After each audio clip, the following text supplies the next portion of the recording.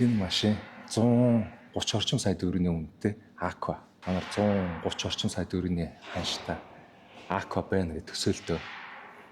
Богд автомолын пэйж дээр болоо да андуурч гიშгвэ гэдэг Aqua-та андуураа гэдэг. За тэгэхээр энэ бол Aqua биш, гэхдээ Aqua-та адилхан харагддаг Toyota Yaris GR буюу за яг дэлхийд одоо австрали чиглэлээр асфальт болон бартаа зам дээр уралдахад одоо зориулаа гаргацсан яг Toyota-гийн уралдааны машин гэж хэлдэг. За Toyota Yaris загвар буюу за 1.6 туур бото. За макс хурд нь 230 км/цаг хүртэл хурдлана. За тэгээд 4 дугаар хөтлөгчтэй.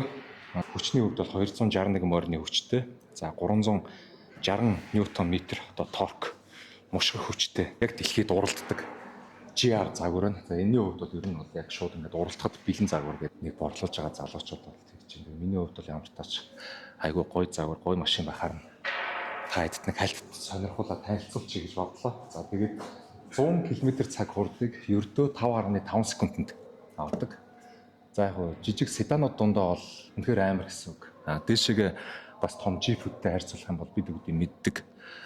Одоо Lexus 700, 600, Land 300 дандаа GR, Twin Turbo, V8, V6, V8 гэсэн одоо дандаа нөгөө том машинуудын хөдөлгүүрийн чадaltaй яг адилхан гүйцэтгэлийг гаргадаг. За перформанс нь хувьд бол үнэхээр тулцсан.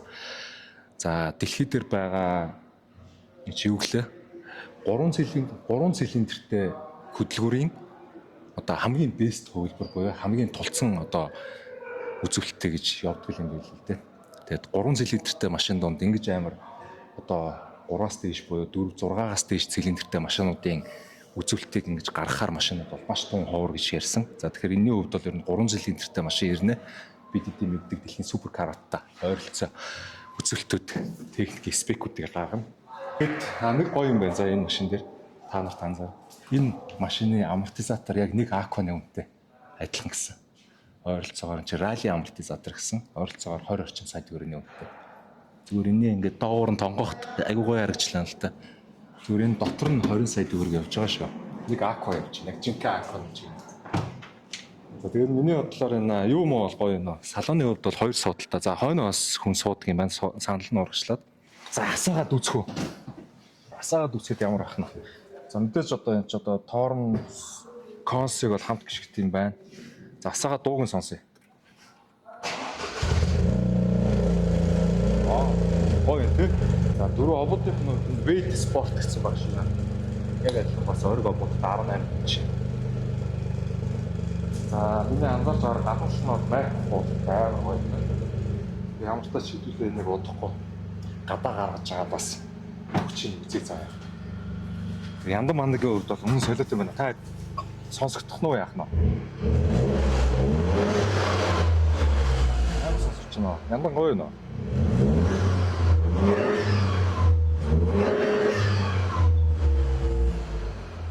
Одоо 3 цилиндртэй машинаас ийм хүч одоо 261 морины хүч тэгээд 350 ньютон-метр хүч энэ төр гарна гэдэг ингээд төсөөлөхөд ер нь Toyota-гийн тэр бичсэн миний тэр олж уншсан дээр бол энэ хөдөлгүүрийг 3 цилиндрт нь ер нь бол бүр тултлан одоо техникийн үзүүлэлтийг нь энэ гарах чадлуудыг нь бол хийж өгсөн гэдгээрээ үнэхээр том давуу тал гэж бичсэн байсан.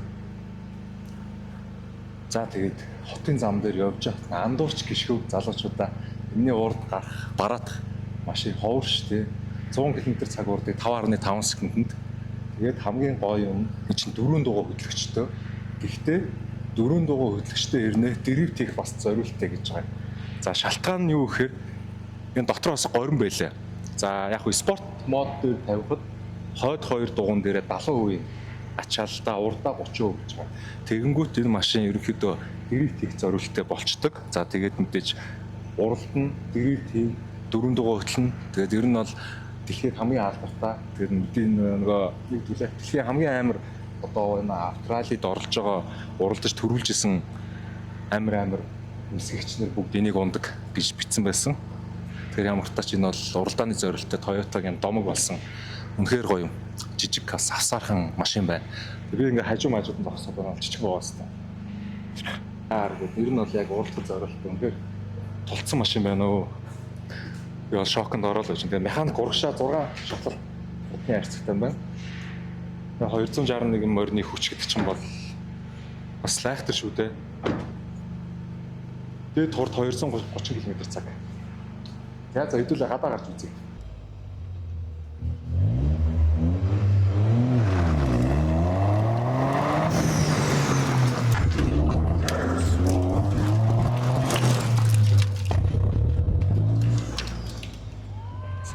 Турбо буст шахаж байгаа энэ төр амар гоё юм.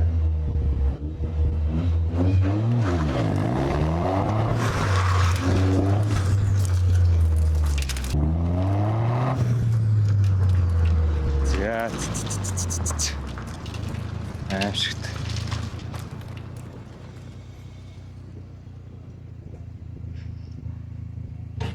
Яндангийн дуу шүү. Үнэн гоё.